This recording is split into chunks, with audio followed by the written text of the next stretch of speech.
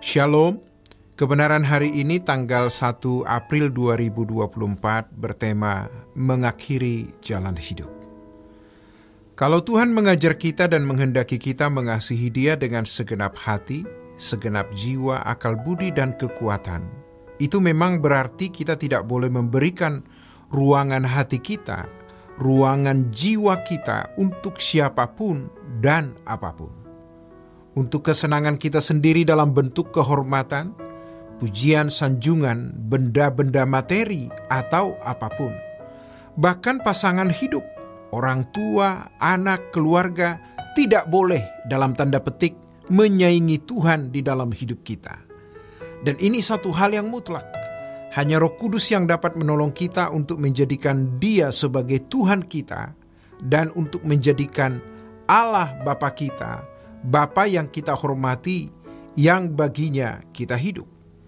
Kita harus sungguh-sungguh menempatkan Tuhan di atas segala-galanya dalam hidup ini.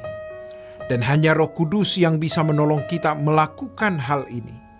Suatu hari, pasti kita meninggal dunia.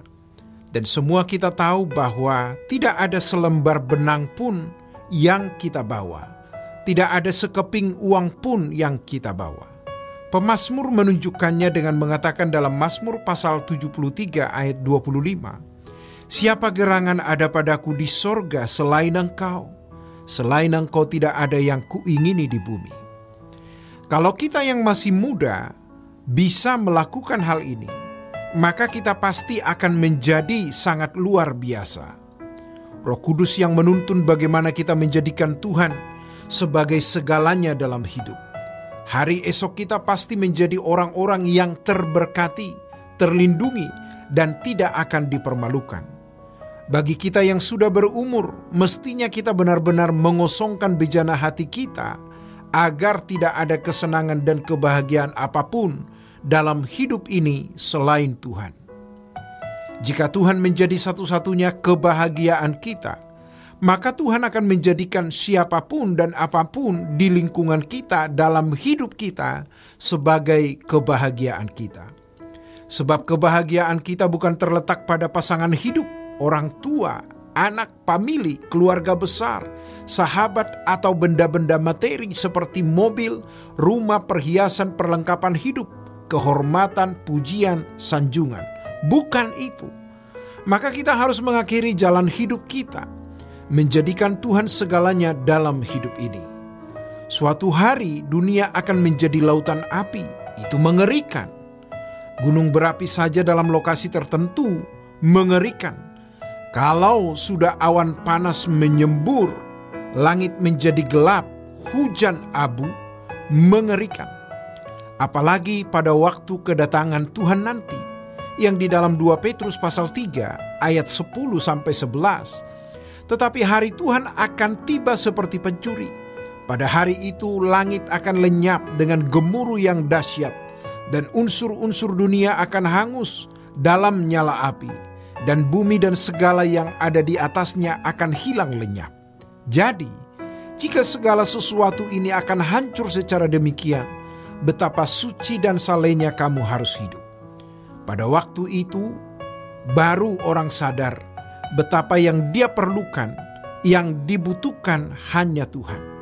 Kita akan ngeri jika membayangkan orang-orang yang sekarang pelit untuk sesamanya, tetapi royal dan boros untuk dirinya sendiri.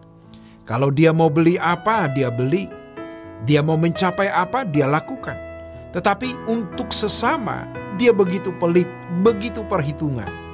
Orang yang mengumpulkan kesenangan, kekayaan bagi dirinya sendiri, tapi tidak pernah mau mendengar Tuhan bicara apa, tidak pernah menemukan apa rencana Allah di dalam hidupnya. Ada orang-orang yang sampai tidak bisa dinasehati karena dia tidak peduli pekerjaan Tuhan.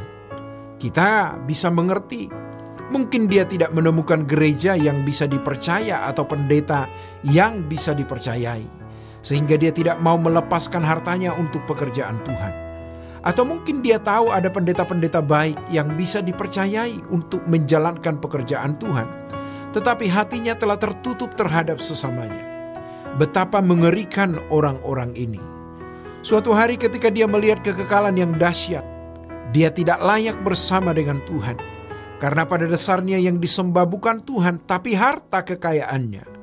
Kemuliaannya adalah benda-benda di sekitarnya. Apakah itu tas yang ditenteng? Apakah itu arloji yang dikenakan? Apakah itu mobil yang dikendarai? Atau pakaian yang dia pakai? Bukan tidak boleh mengenakan hal-hal itu kalau itu menjadi bagiannya. Tidak salah. Tetapi kalau tidak peduli pekerjaan Tuhan, lalu dia hanya peduli dengan keluarganya, orang-orang yang dekat, itu salah. Kalaupun dia mendukung pekerjaan Tuhan hanya karena tidak enak hati atau kasihan terhadap gereja, tetapi bukan karena mencintai Tuhan. Mereka belum bisa menjadikan Tuhan sebagai kebahagiaannya. Dia tidak memberi ruangan yang patut bagi Tuhan. Ruangan hidupnya diberikan untuk kesenangan-kesenangan dunia. Dan inilah orang-orang yang menyembah iblis. Mengerikan. Sebagai pendeta juga bisa menyembah iblis, walaupun mulutnya menyembah Allah, tapi ia masih memiliki kesenangan-kesenangan dunia dan menikmatinya. Itu sama dengan menyembah iblis. Menghargai dunia, memberi nilai tinggi dunia, itu menyembah iblis. Dalam Lukas pasal 4 ayat 5 sampai ayat yang ke-8. Mari kita memberi ruangan sebesar-besarnya untuk Tuhan. Jangan mengingini apa yang Tuhan tidak kehendaki kita ingini. Biar Tuhan saja yang kita rindukan. Mari kita memperhatikan apa kehendaknya untuk kita lakukan dan rencananya untuk kita penuhi. Karenanya, jangan banyak bicara. Selalu connect dengan Tuhan setiap saat. Demikianlah kebenaran hari ini. Tuhan Yesus memberkati. Sola Gracia.